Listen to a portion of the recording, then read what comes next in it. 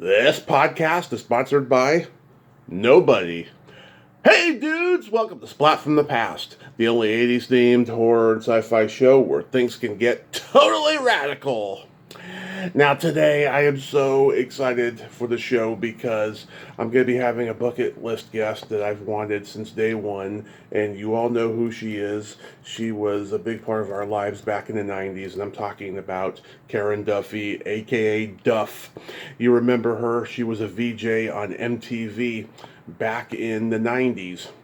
And she was in such cult classic movies as Blank Check and Dumb and Dumber, both celebrating their 30th anniversary. She was also in Who's the Man, Malcolm X, Last Action Hero, 29th Street, McBain, Meet Wally Sparks, Celebrity. And in addition to being a TV personality and an actress, she's also been a model and she's an author. She has written 4 books: Wise Up, Model Patient, A Slob in the Kitchen, Backbone, all available on Amazon. And she's a survivor of Sarcoidosis. She says it better than I do. We'll get to the bottom of it as the interview wears on. But I can't wait to have her on today. I've been a fan forever, and it's going to be a fantastic show today. I'm just so friggin' blessed. So friggin' blessed. Happy birthday to the great Pamela DeBar, the queen of the rock groupies, one of my favorite guests I've ever had as far as icons go. And also, happy birthday my Uncle George, who I never got to meet. He passed 5 years before I was born, but he saved my life. Happy birthday, Uncle George. So yeah, here is my interview with Karen Duffy, aka Duff.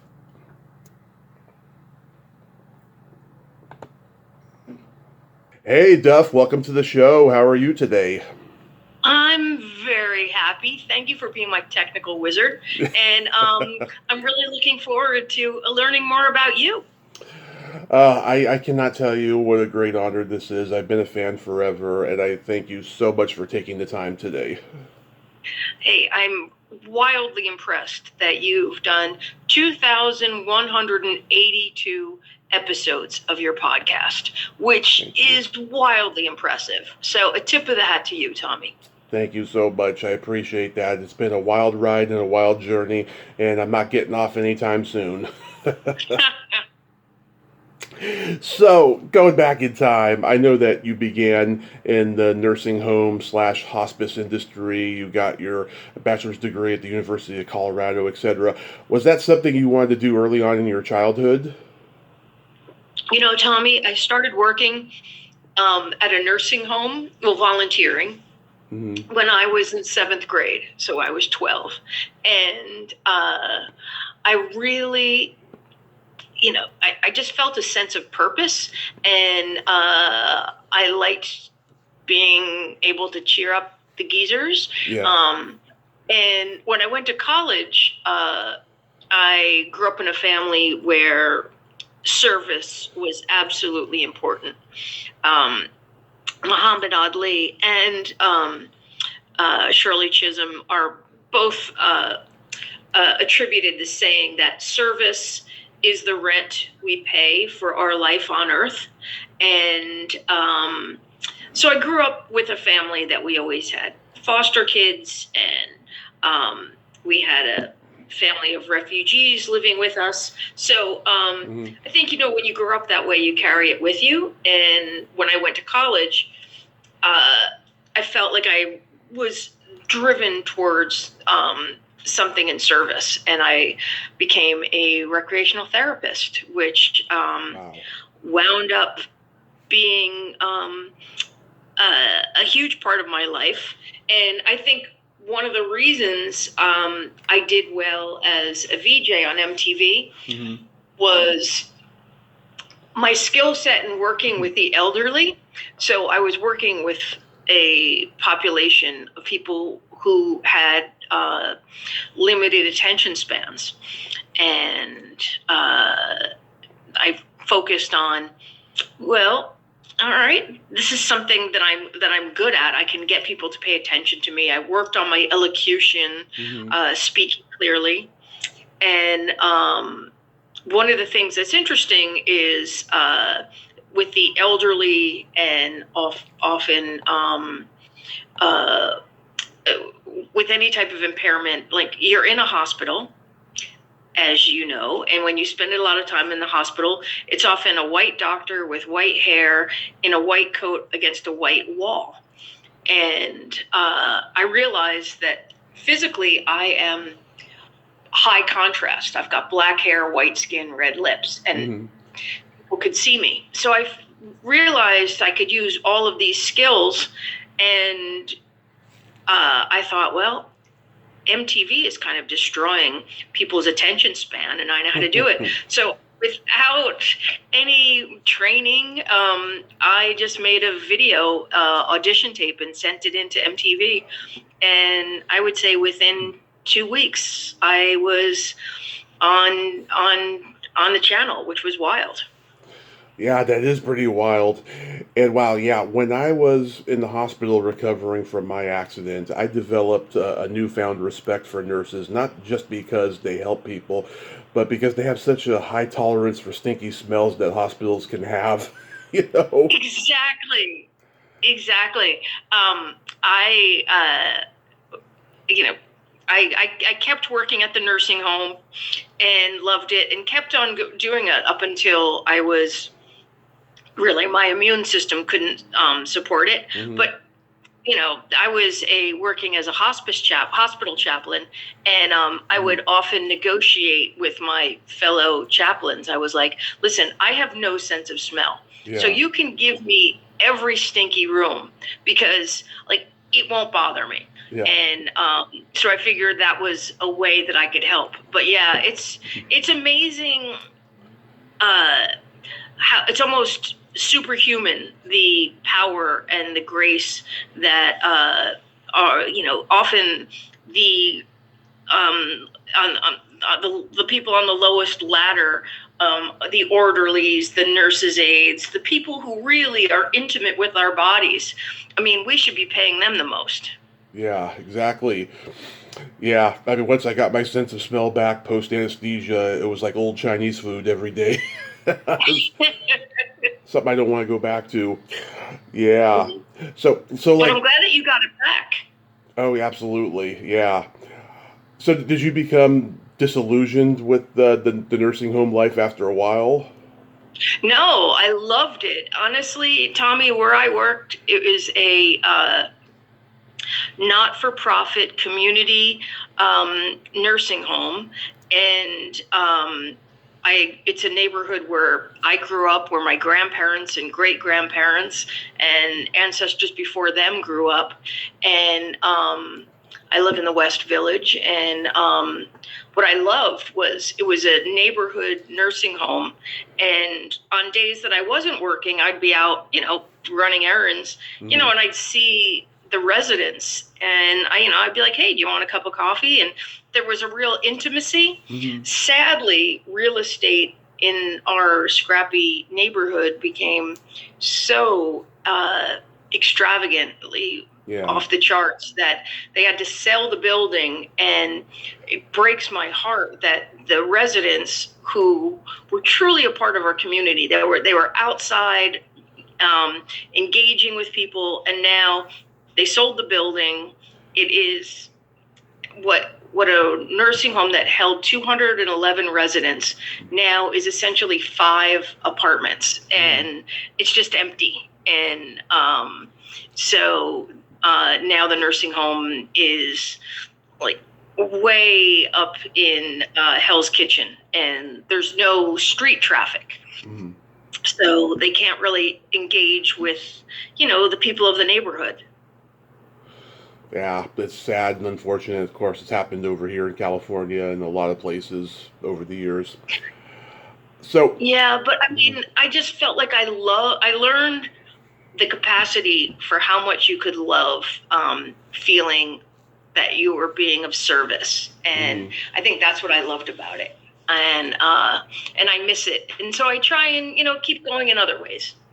Yes, and you're obviously an empath, so that plays into it. Yeah, maybe. So, what made you get into modeling? So, when I was a little kid, like at my parents' country club, I would do. I would make pocket money as a model in the shopping malls and country clubs. But Mm-hmm. I'm only like 5'8", and I was several times just walking in New York City. I was at Bloomingdale's, and I was cast in a commercial, and I was I was on a date, and somebody came over, and we wound up doing a Calvin Klein commercial. So I was still working at the nursing home, and I wound up getting an agent, and then she always had to, I worked on, I think, Sunday through Thursday. So usually I could make a late afternoon audition, but it was something that I kind of took as a lark and didn't take that seriously. Mm-hmm. And I think that's why I had so much fun, because I felt like I snuck into a party and I was just waiting to get kicked out. Yeah. So I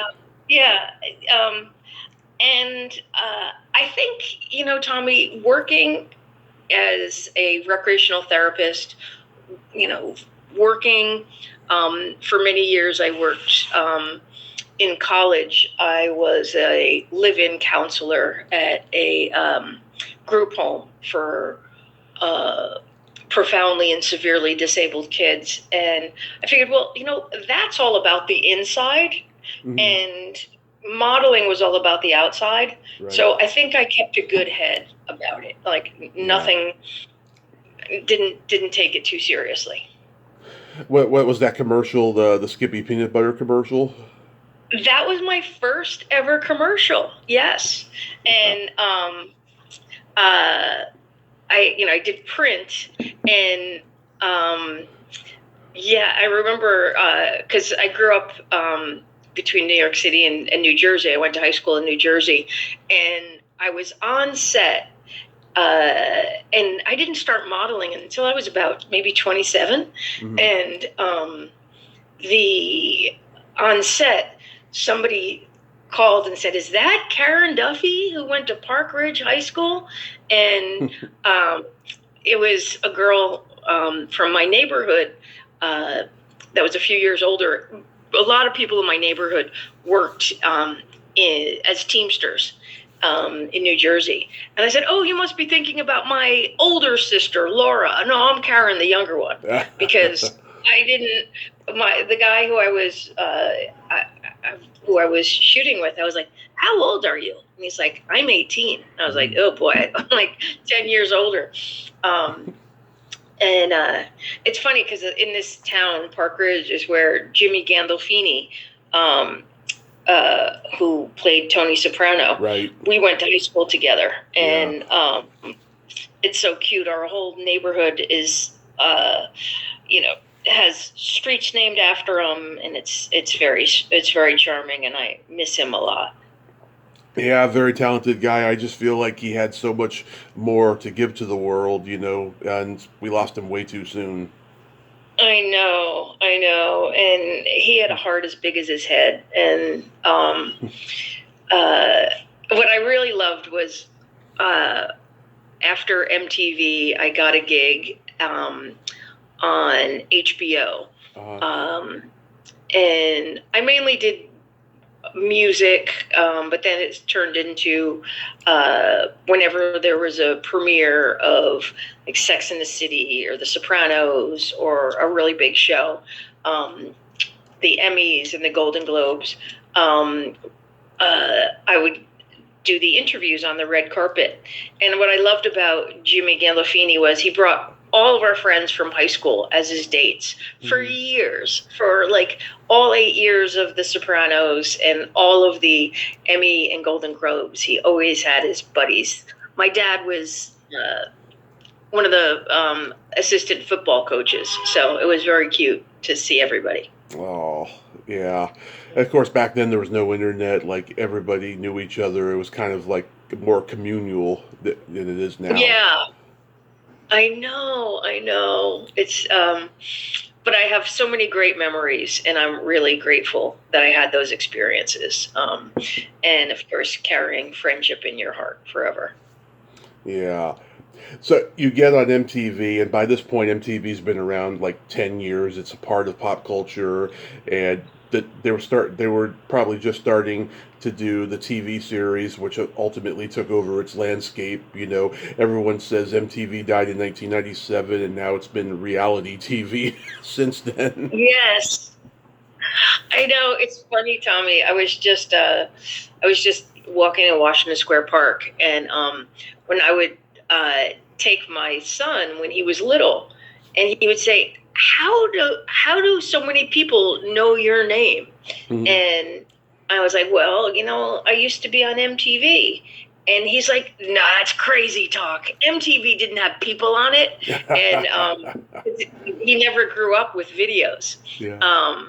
And I know my godson was just performing at Washington Square Park, and I was just like, oh, I wish MTV still played music, because, how else are we getting new music if you're somewhat of a Luddite?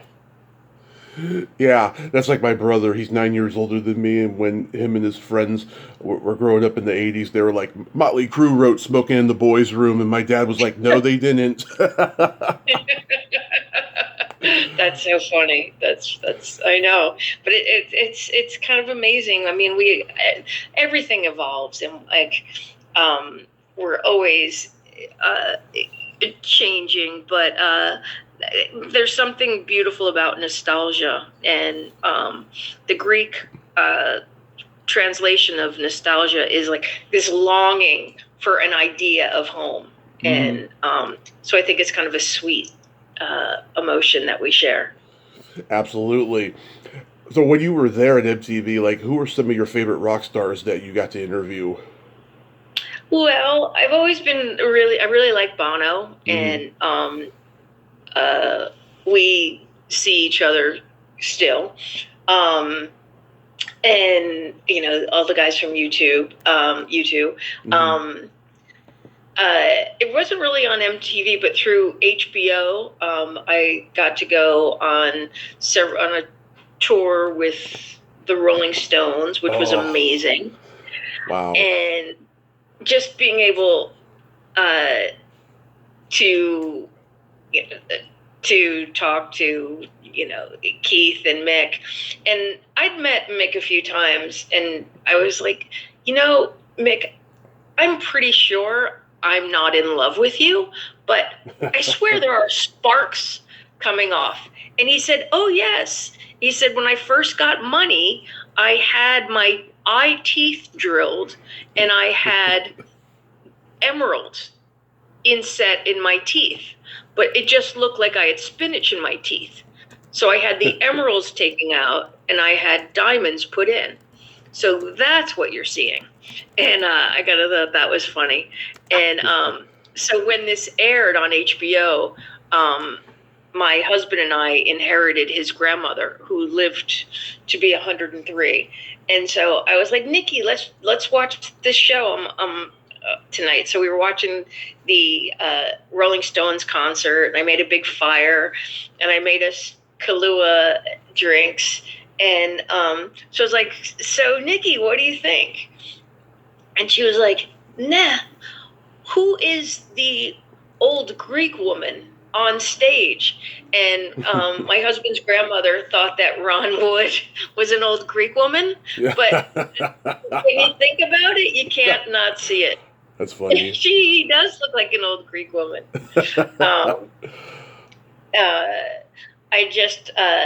I'm very good friends with this this guy Whit Crane, who was the lead singer for Ugly Kid Joe, and we dated for a long time, and I'm crazy about him. And he sent a note.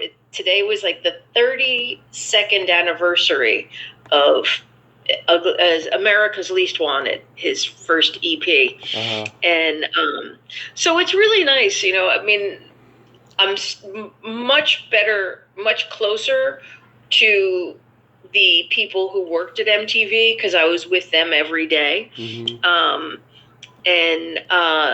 But when bands came in, they were often just great guys, great women who were riding an amazing pop culture gravy train, and so it was a lot of fun, and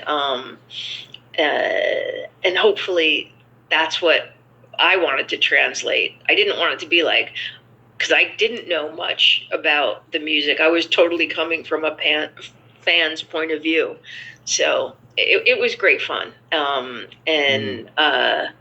Again, I can't believe how lucky it was. But like you, man, I just figured, like, I live in New York. This is an opportunity. Why not give it a shot? And it wound up being an incredible part of my life. Yeah. Do you think that your friendship with U2 has been so strong because of you both have Irish roots?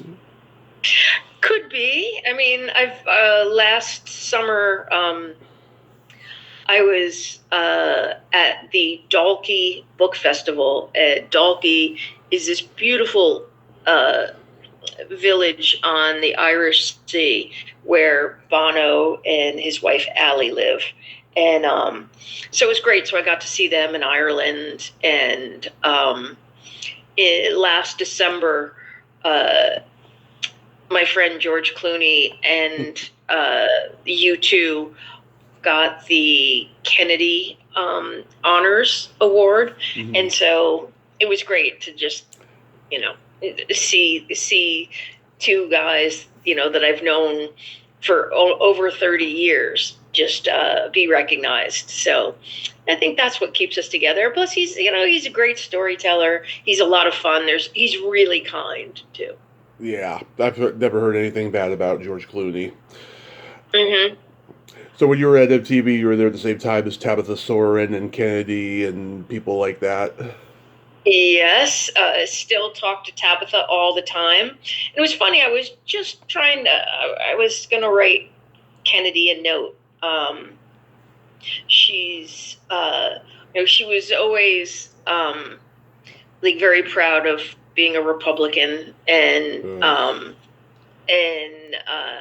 so, like, I mean, she's working, I think she's working for Fox, but I wanted to just send a note to her because I hadn't seen her, I haven't talked to her in a long time, and just check in. But yes, and then there was a great guy named Steve Isaacs. Oh yeah. Who was there, and John Norris. John Norris loved music more than anyone. And then I was friendly with Martha Stewart. So, no, Martha Quinn. Martha Quinn. Yeah. No, wait a minute. We got to know each other. I met her. I think we barely overlapped, and then we became friendly over the years, and she's been great. But yeah, it's just, and sometimes I see Carson, but Dave Holmes is an amazing guy.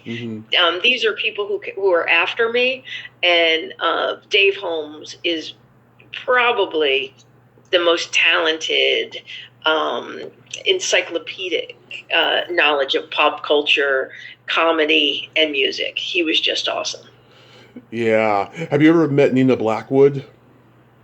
No, but when you're a VJ, there's a talent wrangler, and it was this great guy, Ken, and his job was to, make our schedules, kind of manage all of us. And he'd said that Nina Blackwood, sent a message, and so we've communicated, but I've never met her. No, I never met I only met Martha Quinn. I never met any of the originals, like Mark Goodwin. Alan, somebody, Yeah, Alan Hunter. and JJ, yeah, that whole original group. I did get to talk to Nina a few years ago. She was great. Oh, I've always heard lovely things, and it was very kind of her to send that sweet note. So I carried that in my heart. Oh, so did you always want to act? I was always in plays, and I did go to acting school. I went to HB acting school, and I did. I really enjoy the process, and I liked performing live on stage. And there's something electrifying about having to know your lines and what to do with your body. So yes, it was always something I think that I really wanted to do. And the thing was, I just never gave up. I just didn't give up because you're always facing rejection. And I just, I was reading a anecdote that is attributed to George Clooney, and it said how when he was going to auditions, he was always thinking, I need this job, I need to get this job. But at some point he had a shift, and he recognized, oh, well, the producers have a problem. They need to cast this particular role, and I can be the solution. And I think that that's a lesson we can carry in all areas of life. And when I asked George about it, he said, no, I never said that. But I said, well, it's in multiple philosophy books, so you are getting credit for it. So he'll take it. Let's talk about movie roles. You made your film debut in McBain with Christopher Walken. You played the cracked-in girl. Does anything stand out about that? I remember having to wear a bikini, and I never wore a bikini in my life. I was in a bikini and a pair of cowboy boots. And I've never seen it. So that was kind of funny. And I think in The Simpsons, they always use McBain as like fake terrible movie. Yes. So yeah, maybe I'm gonna have to watch it. I'll have to find it. It's funny because then after McBain, was it Dumb and Dumber? Malcolm X. Malcolm X. Oh, you know what? Actually, I wasn't in. Actually, I was cast in Malcolm X, but the production team never they cast me. I was Screen Actors Guild, but they wound up never having me come on set. But I'm still in the credits. That's interesting. I never heard that. I've heard about people getting cut out of movies and then they give them a pity credit. Mm-hmm. Yeah. Yeah, no, a bunch of my girlfriends, we were all cast in it, and I had a small role, but it's an amazing book, the autobiography of Malcolm X. I wish I was in it, but I'm only credited. I don't make an appearance in that one. Interesting. My brother loves Who's the Man. He used to watch it over and over back in the day. What was the great Ted Demme like to work with? Oh, well, the great, beloved Ted Demme. I knew him from MTV, from the OMTV Raps. Yep. My buddy Fab Five Freddy, who I knew before MTV. Actually, it's because of Fab and Ted Demme, I think, that I got the gig on MTV, because I knew them. I sent in a tape, and I'm certain they must have said some positive things about me.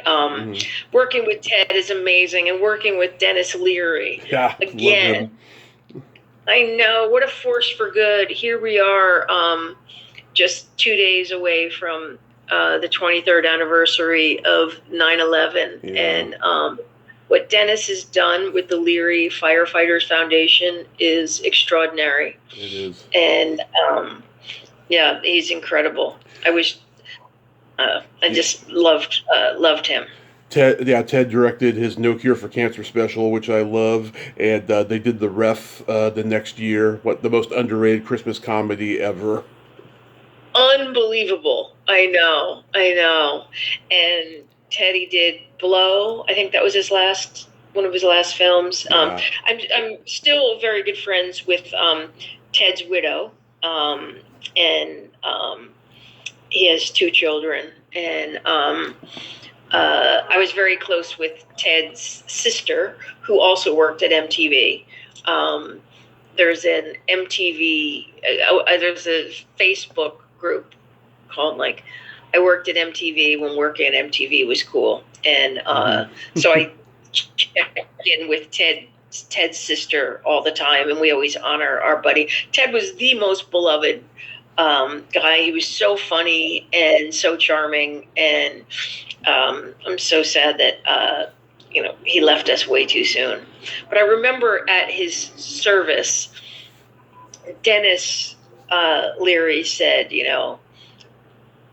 I think Ted was not even 40. Maybe he was in maybe 35, but he was like, Teddy lived 3 days he's crammed as much life into one day that would take up 3 days. And so he had this beautiful calculation of the life and love of Ted Demme, which helped us when I heard it. And I thought that was a beautiful way to honor him. I know, then we lost his uncle not long after that. Yes, I know. Jonathan was incredible too.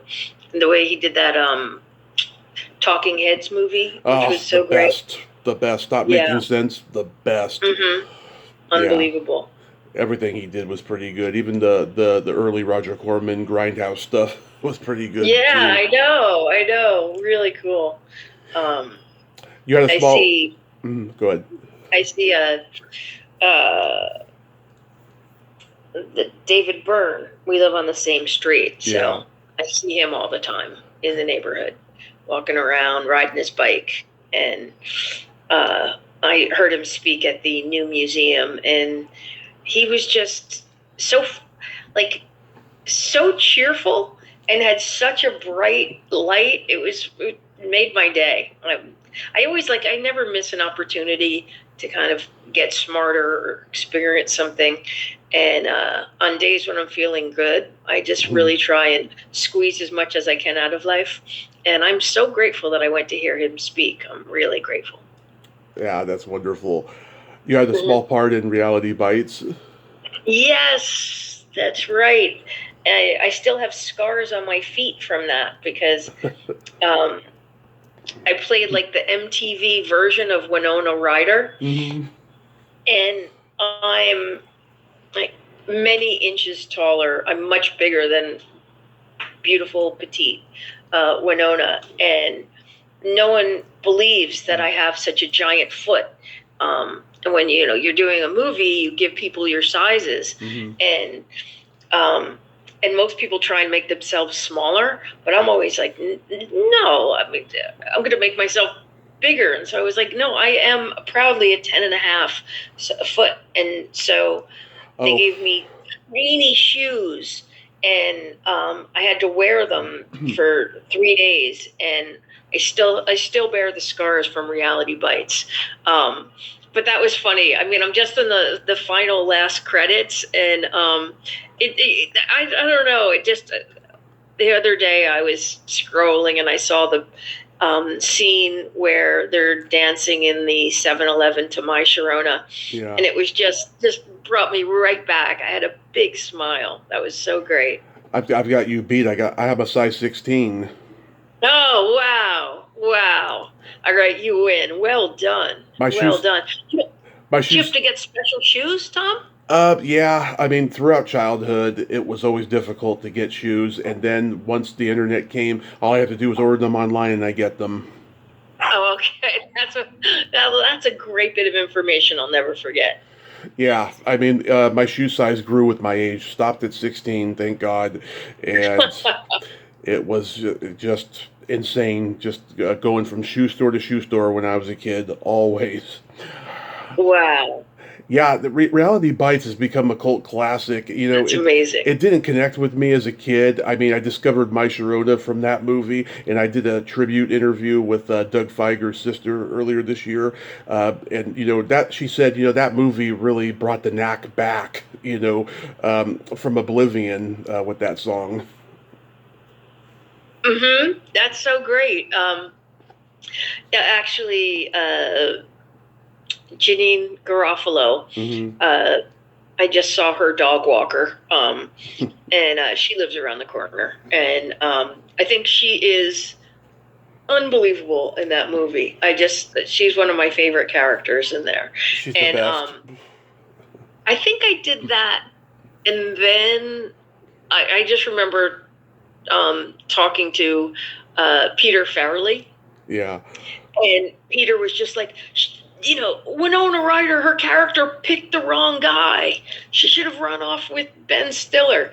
And as if it was a documentary. But I like it that, filmmakers get passionate about other people's films. And I thought that was funny. So after Reality Bites, gosh, I didn't even know. I forgot about all these. Yeah. Well, my mom, she took me to see Blake Check by accident when I was 10. Okay. And how this happened was, at that time, my parents' marriage was beginning to dissolve. My dad had just had a neck surgery, and there was a lot of drama going on in the house. So my mom took me to the shopping mall on a Saturday. We went shopping, and then she looked at the time, and she was like, I really don't want to go home and deal with shit. Do you want to go see a movie? And I said, let's go see Blank Check, because I had seen the previews, and the lineup at that theater was really lame. There was like Blank Check, My Father the Hero. We had already seen Ace Ventura, and Philadelphia with Tom Hanks was still going. This was like February of '94. So we went to Blank Check. I loved it. My mom hated it. Okay, yeah. I would say I'm with your mom. Yeah. I know. I always say, that's a movie that I wouldn't watch if it was screening on my own corneas. But I had to deal with I think it was a Disney or Buena Vista, and so I was contracted. You kind of don't have a choice when you're doing a production deal, but so many nice things did come out of that. I wound up becoming great pals with Miguel Ferrer, and Brian Bonsall, who played the kid, was truly a lovely, lovely fellow. And he was only 12. And, on days off, we'd go out to breakfast and with the other little kids on the movie. And, I just wrote him a note. And we still stay in touch, which is really lovely. I love that. Yeah, I was terrified of him when he was on Family Ties because I thought he was the kid from The Shining. Isn't that funny how we carry those with us? That's amazing. Yeah. Yeah. Yeah. Now I see he's all tattooed up and he has piercings and all of that. Yeah, I know. And he's 40 now. Yeah. And I think he's got like a speed metal band. Probably. Yeah. And then after that, was that Dumb and Dumber next? It was. I just wanted to bring you up real quick. As bad as the movie is, I always thought your performance was so charming. I really thought you were going to be like another Julia Roberts or Sharon Stone. I seriously thought that. Oh, well, that's very, very kind of you. You know, I was I appreciate that. When I was doing, I think Dumb and Dumber, I remembered that like there was a moment where I had to wear these glasses, and I was like, "Wow, these glasses are really heavy. It's really hurting my behind my ear." Mm-hmm. And so that was, I think, in June, and in September, like this pain behind my ear just didn't go away. Mm-hmm. And I was actually at the Emmys. I did a TV series with Michael Moore called TV Nation, Uh-huh. and our TV show won the best non-scripted information show, and so we won that Emmy award, and then we got canceled the next day. So I was at the Emmys, and I was with George Clooney, and I was like, wow, my head is really hurting. So I flew home from New York and went right to my doctor, and he sent me into the hospital for tests, and like that pain has never stopped. And it's just amazing how you can live in such high level chronic pain and still keep moving, and still keep living. I didn't think it would be possible to live in this caliber of pain. And I think what I've learned is that we're all going to experience pain. Pain is inevitable, but I think it's possible that suffering can be an option. So while I'm living in pain, I'm not enjoying it.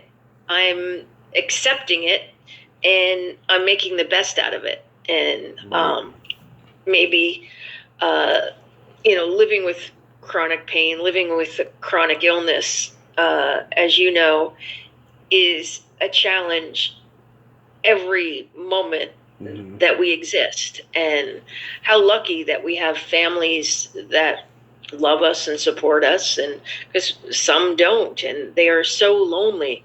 I don't know, I felt that like when I first got sick, Tommy, I had such a sense of like embarrassment. Like I felt like, I'm extracting all the worry from my family. I felt like, I'm never going to be able to like live to my potential. And what's happened is like I've lived a life that I could have never dreamed of, that it could be so full of gratitude and appreciation. So I've definitely learned a lot. That's so wonderful. Yeah, my dad took me to see Dumb and Dumber 3 times, twice at the drive-in, once at the theater. I just remember in the theater, the moment that you spit out the champagne when the bird got hit with the cork, everyone lost it. Gosh, I remember having to do that scene over and over and over, and it was real champagne. Yeah. And it took a while to get that right. But that again was I read the script. Originally, Dumb and Dumber was called A Power Tool Is Not a Toy. Right. And, I read it, and it was the funniest thing I'd ever read. Yeah. So I worked with the manager, Michael Rotenberg, at 3 Arts, who's like the premier comedy agent. And I was like, this is really funny. Like, can I meet this guy? I just want to I have to meet the guy who wrote this. So he came over. I was staying at the Chateau Marmont. And we just immediately hit it off. And he was that night he was going on a date with the woman that he wound up marrying, and we've stayed friends since Dumb and Dumber. And right before we did this, I was on a walk with my friend Joanna Malloy, and she wrote The Greatest Beer Run Ever, which she wrote the book, and Peter Farrelly wrote the script and directed it, and it was on Apple about 18 months ago. Yeah, with Zac Efron. I want to see it. I heard it's really funny. Yeah, it's really good. It's a great story. The reason why, and it was very nice. Andrew Moscato produced it, and Andrew Moscato was at NYU Film School, and his girlfriend was our babysitter, and Andrew was just such a smart, charismatic kid that I was like, oh, maybe we should think about doing something. And I told him, my friend has this story about this guy, Chicky Donahue, who was part of the Sandhogs, and the Sandhogs dig all the tunnels for the subways. And when in 1966, Chicky Donahue's 4 best friends were drafted and went to Vietnam, and Chicky had already served, but he got schnockered one night and declared that he was going to go and bring Pabst Blue Ribbon to his friends in Vietnam who were serving. And he did it. And it's a true story. And I just thought, oh, if I could just have one of the characters really touched my heart, Tommy Collins. And I thought, all these guys, they were 18 and 19, and they never got a welcome home. And I thought, if we can just make this short documentary, maybe this will be a thank you. And we made this short doc, and we sat on my kitchen table and blasted it out to everyone that we knew.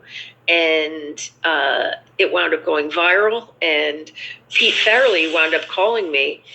And he's like, hey, everybody's talking about this greatest beer run ever.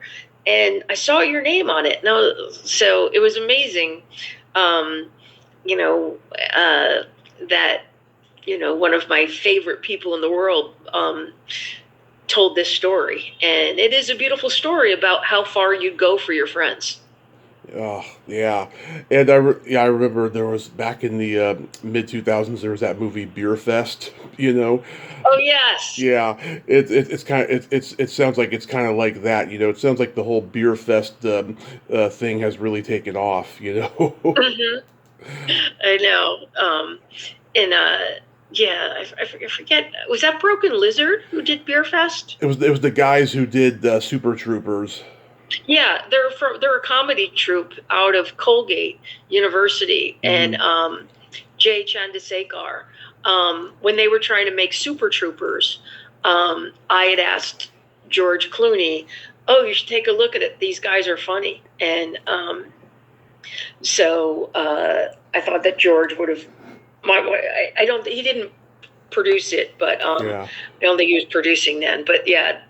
Those guys are great. But it's so much about, like, when you meet people, and and one of my favorite quotes about friendship I learned from Bill Murray, and Bill said, like, friendship's weird.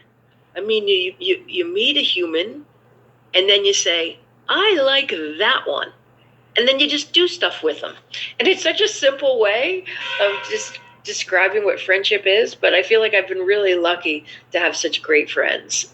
Yeah, sure sounds like it. Yeah, and I'm still tight with them. It's great.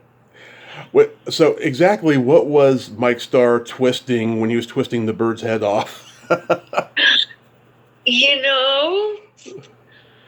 think it was a napkin, but that was just so funny. And then when he sells the the headless birds. bird Yeah. to the kids and blind kid, Yeah. Timmy. Yeah, that was really funny. I Yeah, loved it. yeah. Roger Ebert said in his review that was the only time he laughed throughout the movie, and people had to tell him to shut up. He was laughing so hard.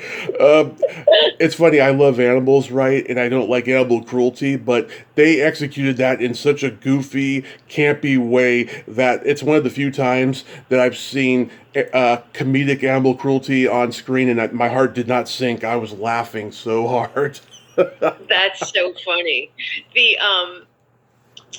what's really interesting is Peter Farrelly had one of his beloved best friends was in a car accident and had a traumatic brain injury. And in honor of his friend, he puts in people with disabilities in every one of his films. Right. And always has, like, in Something About Mary. Warren. Yeah. Yes. And Timmy in the wheelchair. Yeah. They always there's really something beautiful about that. I mean, Yeah. living with the disability. Mine is invisible. But I just think, like, that again, he just has so much love right now. And actually, Peter's doing a movie right now in Australia called Balls Up, and Andrew Moscato is producing it. Andrew, who I met when he was a sophomore in college, and it's just amazing that I hooked them up for when Andrew made the documentary about the world's greatest beer run, and now they are partners, which is just incredible. Yeah. During the classic dream sequence scene with Jim Carrey and Lauren Holly, the Cowsill song plays, right? I've had Bob and Susan Cowsill on here, and they told me when they found out that their song was in this movie, they all went as a family and laughed their asses off. They're a dirty Irish family, and they are not wholesome like their image presented them when they were kids. Oh, that's so funny. That was amazing. Yeah. And what was really interesting is with Jim Carrey, because he is so alive and every take is different. And when we were filming the scene where we're at the airport and we're chasing Jim, and he's trying to return the suitcase, the briefcase, on that, we were filming that, and he like was laying down and screaming, and people thought, oh, he's just joking around, because he was always doing pratfalls, and then it turned out that, like, the medic's like, no, he's not faking. This is not a joke. So Jim wound up having a gallbladder attack. Ooh. So when he was going to the hospital, I was like, Jim, like, if you have gallstones, can I have them? And he's like, okay. So when he had his operation, I remember meeting him at the hospital to visit him, and he had a big screen TV, and he was watching a video of his operation. And I was like, well, like, what about the gallstones? And he said, well, I gave them to Lauren. And he was dating Lauren at the time. Yeah. And I was like, well, I was going to make cufflinks for you. But Lauren, I have to say, I was very impressed. Lauren Holly had rented a very sexy nurse costume. And so I tip my hat to Lauren for that. It was definitely a good move. That is so awesome. Yeah. I love it when Mental punches Fred Stoller through the phone booth. Get off the phone.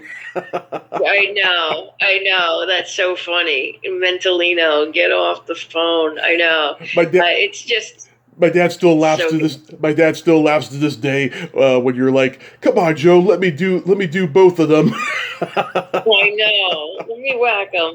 People say that to me all the time. Oh yeah, that's really funny. That's the one line from the movie that people quote the most from you. That's the one. Yeah, it was funny. My son is an athlete, and he's in college. Mm-hmm. And yeah. And they were he's on the crew team, and they've got to drive, up and down the East Coast, and I think I met him in Boston, and he said, "Oh, we were watching Dumb and Dumber on the bus," and one of the kids, one of his teammates said, "Wow," he's like, "You look like, if you were a girl, you would look like that girl." And he goes, "Dude, come on, that's my mom." And he's like, "No, it's not. You've got different names." And I don't think it's funny. Like, I don't think my kid's seen any of my movies, but he said I did see Dumb and Dumber on the bus, which totally made my day. It was so great. Yeah, I mean, there's nothing to be ashamed of there. Not at all. No. I loved it. Do you have a Rodney Dangerfield story on Meet Wally Sparks? Okay, so I was lucky enough to meet Rodney Dangerfield because at MTV, he came to one or two of the MTV spring breaks. And what I learned from Rodney Dangerfield is something that I still practice to this day. And right before Rodney was going on to, an audience of thousands of drunken college kids, he had a beat up old spiral notebook. And I said, "Oh, Rodney, what's this?" And he said, "Anytime I have an idea for a joke or one, I just write it in this notebook." Yeah. And he created what is called a commonplace book, a chapbook. A chapbook is where you copy down quotes, but a commonplace book is all different ideas. And so it's not necessarily like journaling, but he just kept all of his ideas in a notebook. And I started doing that on MTV, and since then I've always kept one, and it's what I draw from when I write my books, and when I write a monthly column in what's called the Stoic Gym, a journal about Stoic philosophy. So I really loved Rodney Dangerfield. He was amazing. Is my hero to this day. Always. God, he was the best. Just so damn funny. Every story I've ever heard ends with him saying something inappropriately funny. Always. He was unbelievable. And sadly, I was really kind of unwell at that time. Like, I wasn't when I was filming Wally Sparks. Mm-hmm. So I was just laying low so I could have enough energy to get through my scene. But, he was, for someone who was known for being such a rascal, he was always such a gentleman and had a profound influence in my life as well. I'm deeply grateful. Yeah, no one like him. Yeah. So going back to this disease you struggle with, how do you pronounce it again? Sarcoidosis? Yes, perfect, yes. It's called sarcoidosis of the central nervous system. In the last 30 years that you've had it, has there been any hope that we're going to see a cure for it? I hope so. There are treatments, which is a lot of steroids and methotrexate, a chemo drug, which worked for me. The problem with me is that most people get it. You can get it anywhere you have soft tissue, mm-hmm. So any organ. So, but mainly it's lungs and heart. I have it in the brain, which is pretty rare. So what happens is the soft tissue becomes like crystals, and these soft permeable cells become very hard, and they create granulomas. tumors are different. Tumors are called casein-like, meaning cheese-like. So a tumor is something soft. And sarcoidosis granulomas are hard. And if you looked at them under a microscope, it would look like crystals. So my granuloma grew so big, and your skull is a contained environment. So it just crushed the nerves in my central nervous system. So that's what causes a lot of the chronic pain, having nerve damage and neuropathy. But I realize, like Tommy, like everybody has something.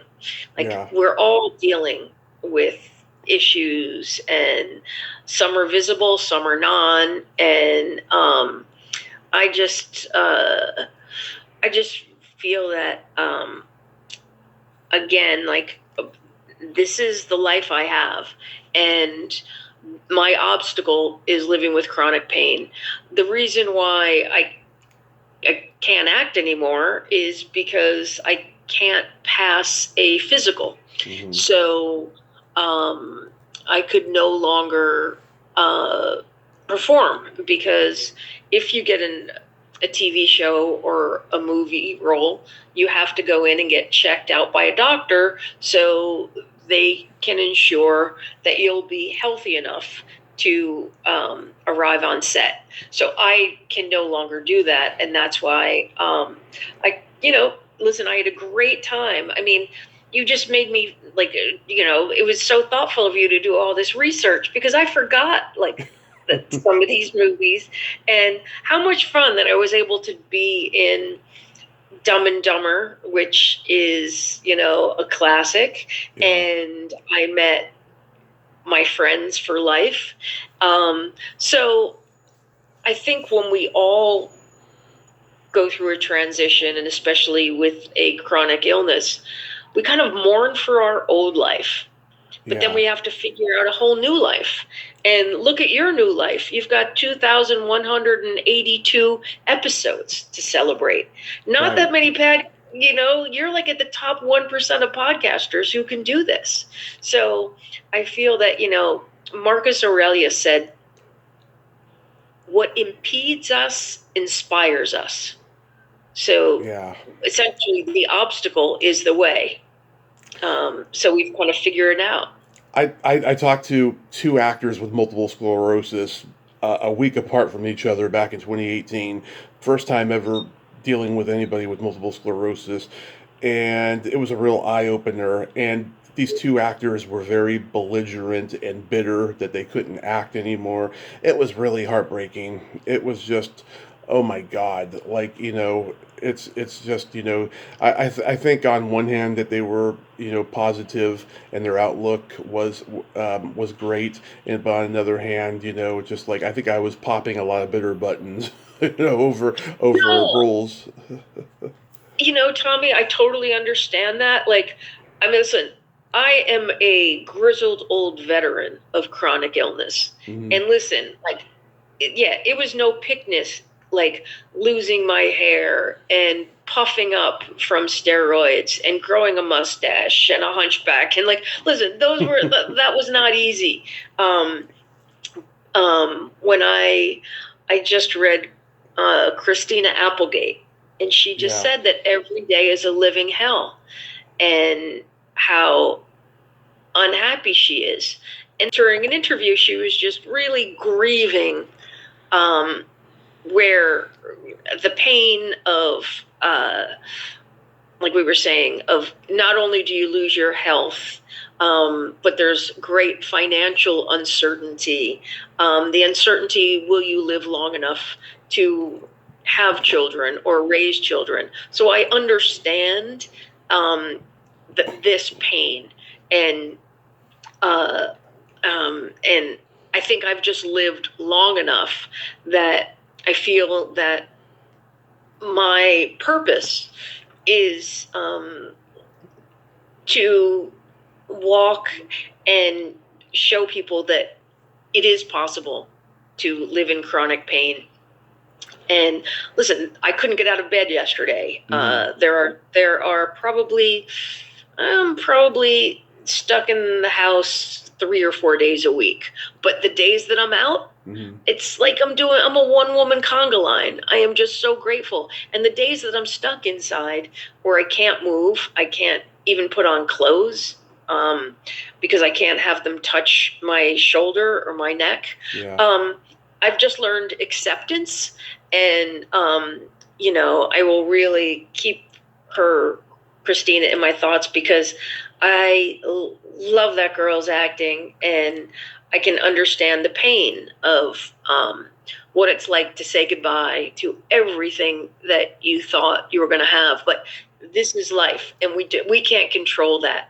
One of the great things about Stoic philosophy is what's called the dichotomy of control, which says we can't control what happens, we can only control how we respond. Right. And so that's why I've kind of pivoted, because I can no longer act, and my job now is writing, and I'm working on a new book that is all about Epictetus, my favorite philosopher, was also disabled. He was enslaved, and his master was a sadist and broke his leg. And you can always tell who Epictetus, the philosopher, is because he's always shown with a crutch. Mm-hmm. And I do believe that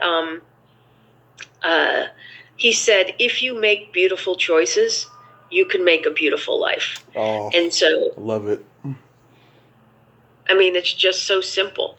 So what I try to do is, even on days when I can't leave the house, I will write a thank you letter.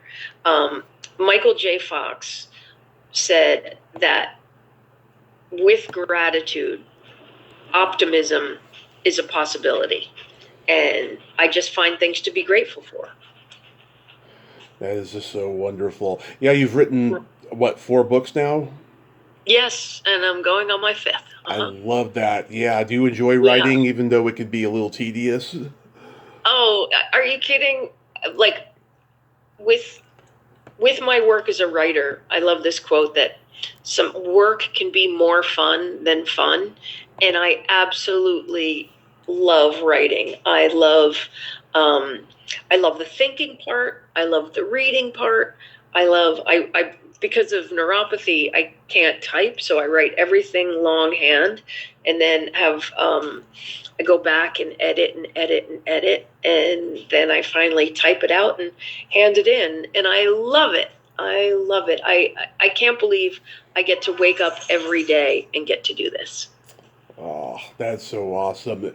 Is there anything else you have upcoming? Let's see. Well, I've got the new book, and let's see. I'm working on really just this book has all of my attention, and a dear friend has asked if I would be interested in doing a podcast, and I don't know if that is my skill set. I feel like I love talking to the world through my left hand and through paper. So we'll see. I'm not sure. I think you would be really good at it. Well, thank you. You're the person. I've never spoken to anybody who's done so many podcasts, so I'll take that as a high compliment. No, but it was really, I've so enjoyed our conversation today, and you just when you invited me on, I went back and listened to a bunch of your shows, and I'm really enjoying them. So thank you so much for what you give to the world. I think sharing your story is a gift, and I'm so grateful for it. Oh God, I'm gonna cry when we get done here, because dreams really do come true, and this has been just one of the most magical podcast experiences I've ever had, Karen. Thank you so much for coming on today. Oh, well, we'll stay in touch, Tommy, okay? And Fabulous. Give my best to your mom, and thank you so much. And yeah, we'll stay in touch. I'd love to do it again. Absolutely.